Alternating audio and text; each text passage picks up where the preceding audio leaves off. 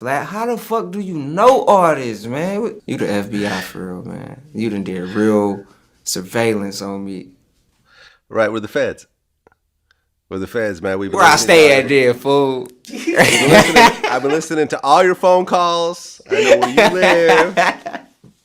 I was just talking shit, man. I know where you've been for the last 30 days. I know all the flights you've taken, everything. He was crazy. All right, you kids get to bed. I get the storybook.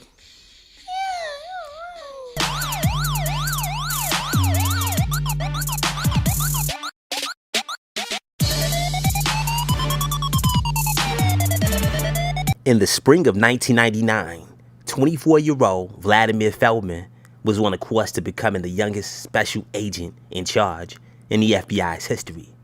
The Jewish Russian American's first 2 years in the bureau resulted in multiple arrests due to his amazing undercover skills, and there were scores of senior agents who were jealous of him and let him know it.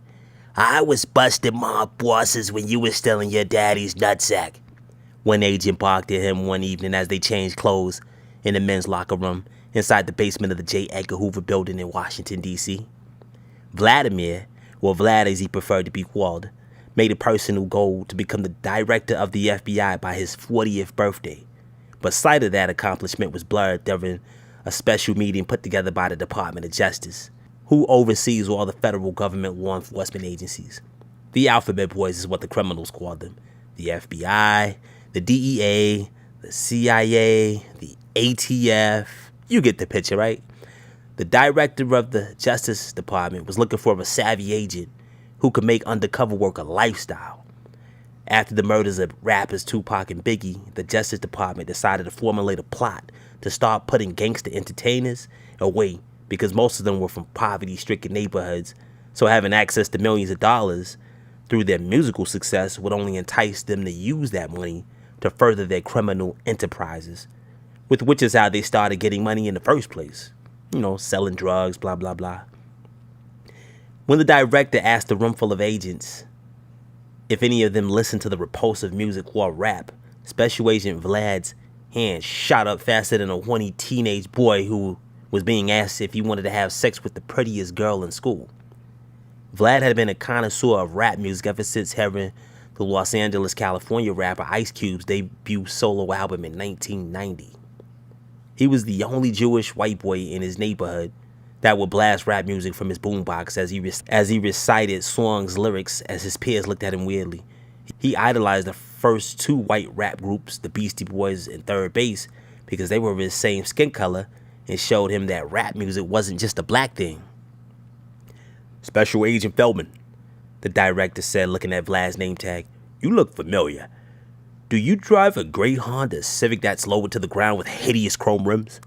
Special Agent Vlad replied with a "yes, sir," prompting the director to recall a time he pulled up to the J. Edgar Hoover building and some young punk had the audacity to blast a rap song with the lyrics saying, "Fuck the police," out of his car's modified sound system.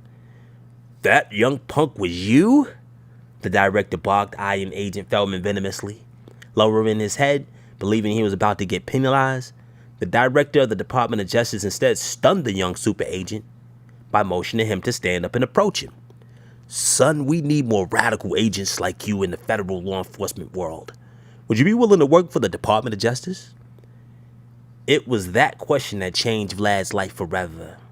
The Department of Justice planned on taking down all the gangsters in rap music, and they wanted an agent on the inside who could entrap them in some way to where they could use the law to confine them. The DOJ concocted a scheme where the undercover would develop a show where he would interview rappers and sneakily ask them tricky questions that would incriminate themselves in crimes, if they were so stupid as to answer those questions. Agent Vlad laughed and said he was born to be that guy. "What name will you go by?" one of the director's assistants asked, in which Vlad replied that he'd use his real name, Vlad. There was some going back and forth because they argued that the name Vlad didn't sound urban or hip-hop enough, but the quick-thinking 20-something-year-old countered that he'd go by the name DJ Vlad. Get it? I now work for the Department of Justice, DJ, and DJ is an important position in the world of rap music, so it's perfect. He finished his sentences with a weird chuckle. The 70-year-old director loved the plan so much that he excitedly kissed Agent Feldman on his right facial cheek eliciting a mean mug from the newest member of the DOJ, who would have freaked out more if he had known that the director was a closet homosexual who loved younger men.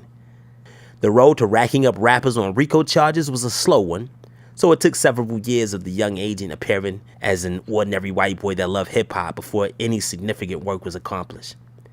DJ Vlad started out selling DVDs pertaining to hip-hop stuff before transitioning over to Vlad TV, which was his YouTube channel and website where he began interviewing rappers, asking them lines of questions as if they were in an interrogation room somewhere. So have you actually killed someone before? He asked a Chicago rapper who stupidly confessed yes on camera, which after the interview he was arrested by Illinois FBI agents, resulting in him receiving a life sentence for a murder he was implicated in 3 years prior. We have bulletproof trucks.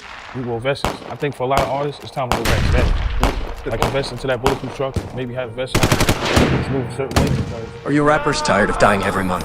Getting shot and killed by some broke closer who wants your chains? Depending on homie security who can even him a gun. If this is the case, then take Tony his advice. And start wearing bulletproof vests. You can go out wearing your BP vest in style, with several options to choose from like Nike, Versace, Gucci and more. Get your customized bulletproof vest or bulletproof baseball cap at dkdavid.com.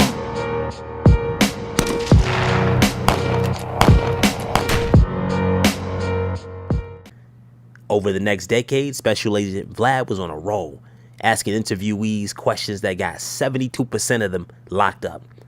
Names like A.R. Rab, Casanova, YFN Lucci, BTB Savage, and more fell victim to his crafty questioning, not being able to help themselves as if they were eager to relinquish their freedom for a 9x6 cell, so long as the world knew that you all sold all of the drugs and killed a few people in their respective cities.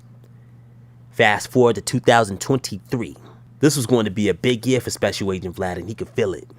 The Department of Justice had a hard-on for billionaire status rapper Shawn Jay-Z Carter ever since Forbes announced said status back in mid-2019. One of his former associates, a man named DeHaven Murray, had recently been released from a Virginia state prison for committing a murder way back in 1989, in which he served 30 years of a life sentence. Upon his release, he began doing podcast interviews claiming that his old friend Jay-Z never sent him any support during his 3-decade prison stint. And more shockingly, the former Marcy Project stud claimed that it was Jay who committed the murder that he did time for. Vlad was one of the podcasters who conducted those interviews and captured the ex-convict confessing that it was Shawn Carter and not him who accidentally shot a Maryland drug dealer in the face after insisting that he was drawing a weapon during a drug deal going wrong, when in actuality, the man was pulling out the cash for the deal wrapped in aluminum foil for reasons unknown at the time. DNA technology was still new back in the 80s, therefore investigators mishandled the fibers from Carter's coat found on the dead man's body from the short tussle before Jay snatched out his .380 handgun and rearranged the guy's fate. Not really meaning to squeeze its trigger, but doing so reflexively due to a survival impulse as DeHaven pulled him away quickly, stuffing him in their truck before squealing his tires to get away. Because DeHaven's fingerprints were found on the foil-wrapped cash after he swatted it out of the man's hand, as Jay ended his life, the Virginia cops located and arrested him for the murder, closing the case, which to them was just another drug dealer shooting to them. Good riddance was their attitude. Over that following year, DeHaven sat in a county jail day room watching his friend on Yo MTV Raps wearing gigantic gold chains as he appeared in a rap video with another Marcy Projects alum named Jazzo, sending word out to Shawn's mother to get in contact with him because he needed money for a lawyer fell on deaf ears as Jay-Z never spoke to his drug-dealing buddy ever again. "We got that fucker now," Special Agent Vlad said excitedly as he sat in a spacious conference room in the east wing of the J. Edgar Hoover building as his superiors looked on. "Yeah, but we have to make sure this confession sticks," the Secretary of Justice said, adjusting his eyeglasses. "Shit, that boy's a billionaire, so he can just pay this DeHaven fella off, can't he?" And Vlad, one who is big on financial topics, shared his plan of using the government's money to pay DeHaven off first. "Shit, we off him $20 million right now. He'll have a heart attack. I checked his net worth out. He only has $3,700.67 in a Bank of America account. $20 million is chump change to Jay-Z, but DeHaven has done 6 interviews so far. He hasn't paid him any hush money yet. Vlad stood up as if it would help get his point across. Well, why not? Secretary Jones asked. I know how this dude thinks, sir. He has so much money that he's convinced he could beat this case if it ever became one.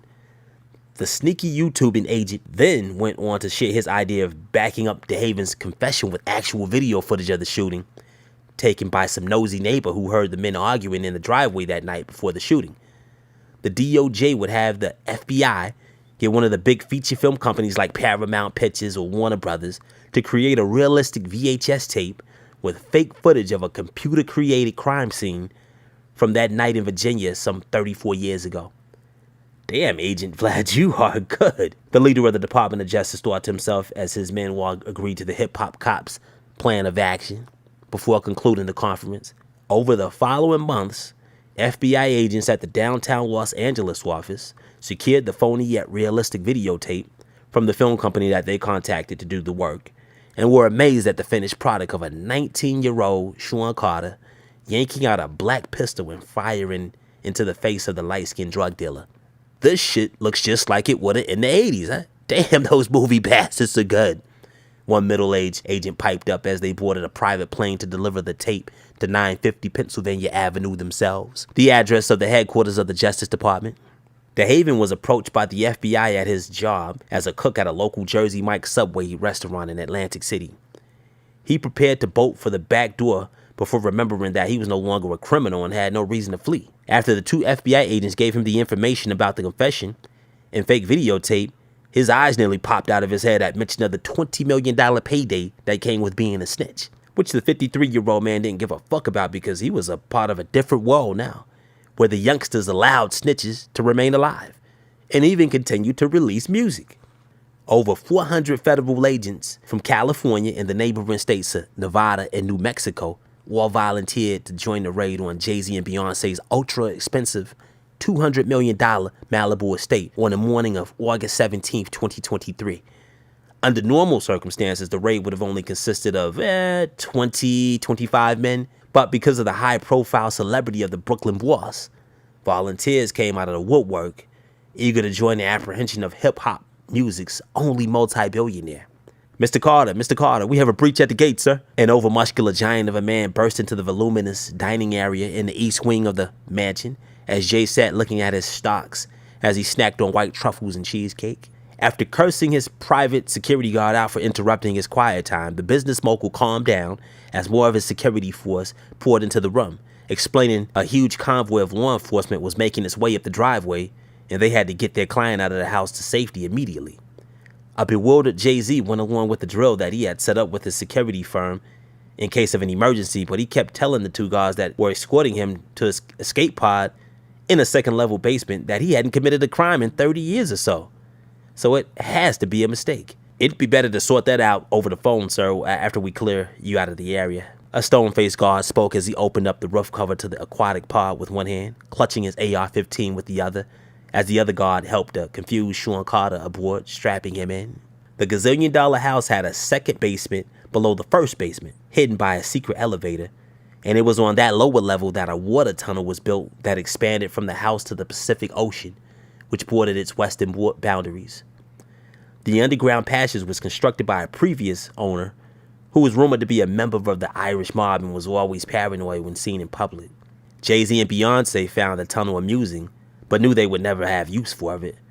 The rapper sat shook in his head, thinking back on the day him and his wife first saw the house, saying to himself that he can't believe he's actually using the damn escape contraption. The pod was similar to a submersible, yet it had a clear roof that made the 3 passengers visible from outside. As the vessel began its ascent from the depths of the large body of water, the 2 guards continued communications with the remaining 6 security personnel left back at the mansion. Jay-Z heard the words FBI and they have a warrant and a search in the house before the bright California sunshine penetrated through the pod's clear top as it broke the ocean surface, resting atop the choppy waves as the guard commandeering the vessel began programming it for a course to a neighboring dock. Oh no, the other guard said just as 2 Coast Guard gunships appeared several hundred yards away, a soldier with a megaphone yelling for them to shut off the pod's engine. What Jay-Z's security guards didn't know was that Operation leader Special Agent Vlad and his combined law enforcement contingent already knew about the hidden escape setup thanks to their drones capturing satellite imagery prior to the raid, allowing them time to have the military assist them in an evacuation attempt. Thank God B and the kids are in Texas with Tina, the lanky rapper thought to himself as he and the 2 guards deboarded the watercraft to be arrested by federal agents. Special Agent Vlad amongst the group, face hidden by an FBI-issued Pooh Shiesty-style mask so as not to give away his identity. The fallen business magnate spent nearly $12 million on a legal team that were unable to get him acquitted of the murder charge that star witness DeHaven, his former friend, said he committed on that fateful night in Virginia. As the music world lay in shock 8 months later, the wealthiest rapper in the world was sentenced to life in prison for murder, which carried no statute of limitations.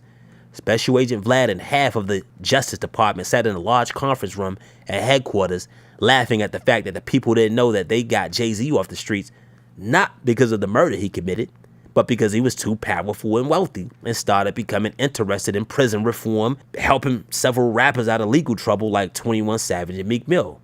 Special Agent Vlad's main goal was to put rappers into prison, not keep them out. So he knew he had to get Jay-Z off the streets by any means necessary, which was difficult at first because Hov never wanted to come on his YouTube show for an interview, but he eventually got him when DeHaven was released from prison. On to the next one.